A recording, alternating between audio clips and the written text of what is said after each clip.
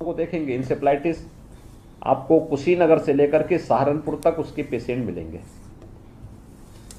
Dengue Mathura, Firozabad, Agra से लेकर के लखनऊ तक इससे जुड़े हुए मामले देख, कानपुर, ये सभी उसमें देखने को मिलते हैं। मलेरिया बरेली और उसके आसपास के क्षेत्र इसके दृष्टि से संवेदनशील है। कालाजार के लिए वाराणसी और उसके आसपास के जनपद संवेदनशील है। चिकनगुनिया के लिए बुंदेलखंड का पूरा क्षेत्र इसके लिए संवेदनशील है। यानी प्रदेश कहीं ना कहीं किसी न किसी रूप में कम या ज्यादा रूप में उसके प्रभावित है। बीमारी बढ़ती तभी है जब कम की हम लापरवाही करते हैं और उसकी अनदेखी करते हैं। इसलिए हमें पूरे प्रदेश को इसके लिए लेना पड़ा है। इसलिए पूरे प्रदेश में एक साथ ये अभियान चलना चाहिए। 1 तारीख से अभियान चलना है।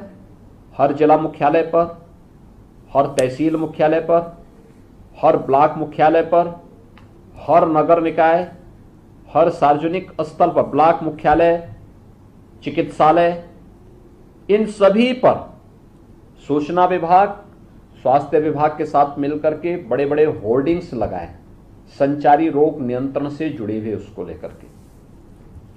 इससे कौन कौन सी बीमारियां हैं, इनसे बचाव के लिए क्या सावधानी बरती जानी चाहिए, एक।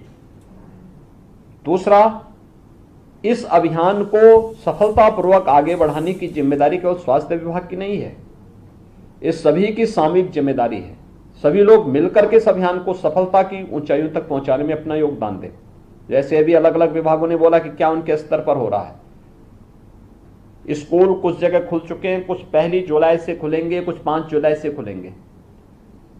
बच्चों में अभी से अवेयरनेस के कार्यक्रम, हम टेलीविजन में विज्ञापन भी दें तो बहुत अच्छे छोटे छोटे विज्ञापन दें। लंबा विज्ञापन कोई देखता नहीं जी, छोटे विज्ञापन, 30 सेकंड के विज्ञापन, प्रभावी विज्ञापन, अलग अलग उसके विज्ञापन हो। कोई स्वास्थ्य विभाग के द्वारा, कोई नगर विकास के द्वारा, कोई ग्राम्य विकास के द्वारा, कोई पंचायती राज के द्वारा, कोई अन्य विभागों के द्वारा अलग अलग स्तर पर वे विज्ञापन जारी किए जाएं कि हमें क्या करना है या क्या नहीं करना है। और देखिए, बीमारी के उपचार से महत्वपूर्ण बचाव है। हम बचाव के लिए जागरूकता का एक विशेष अभियान चलाएंगे। स्वच्छता के लिए बच्चों को स्कूल भी आते हैं, मॉर्निंग जो उनकी असेंबली होती है, केवल उसी में बच्चों को इसके बारे में बताया जाए कि भाई अपने नाखून को छोटा करके रखिए, बाल बना करके आइए, स्नान करके आया करें, दातून किया करें, स्वच्छ कपड़ों को पहना करें। इंसेफ्लाइटिस से संवेदनशील जो जनपद हैं वहां पे बच्चों को केवल ये बताया जा सके कि शाम के समय घर के बाहर खेलते हुए फुल बाह की शर्ट पहन करके बच्चे खेले, बच्चों और अभिभावकों के साथ विद्यालय संवाद बना लें, स्वच्छता के लिए प्रभात फेरी निकालने की कार्रवाई हो जाए। यानी ये कुछ कार्यक्रम होने चाहिए जो बच्चों को उसके प्रति जागरूक कर सके। इंसेफ्लाइटिस देखिए, हम लोगों ने देखा है 40 वर्षों से, पहले 1 से 15 वर्ष तक के ही लोग इससे प्रभावित होते थे, अब हर उम्र के लोग प्रभावित हो रहे हैं। अलग विषय है कि हमने पिछले 4 वर्षों में इसको 78 से 80% रोगियों में कमी आई, लेकिन फिर भी जो आ रहे हैं उनमें हर उम्र के लोग अब आ रहे हैं। बच्चे तो हैं ज्यादा, लेकिन हर उम्र के लोग हैं। दूसरा, मौत के आंकड़े कंट्रोल हुए हैं।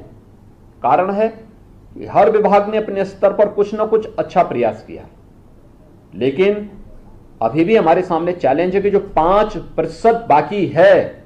अगर डेंगू को हम उत्तर प्रदेश में नियंत्रण करने में सफलता प्राप्त कर सकते हैं, कालाजार पे नियंत्रण कर सकते हैं, ठीक है, अभी हमें उन्मूलन की दिशा में कार्य करना है, तो इंसेफ्लाइटिस के नियंत्रण के आप नजदीक पहुंच चुके हैं, हमें उसके उन्मूलन की दिशा में भी कदम आगे बढ़ाने हैं। और उस दृष्टि से यह बहुत महत्वपूर्ण अभियान सभी के द्वारा होगा। अपने अपने स्तर पर हर विभाग को पूरी गंभीरता से इसे लेकर के इसे सफलता की ऊंचाइयों तक पहुंचाना पड़ेगा।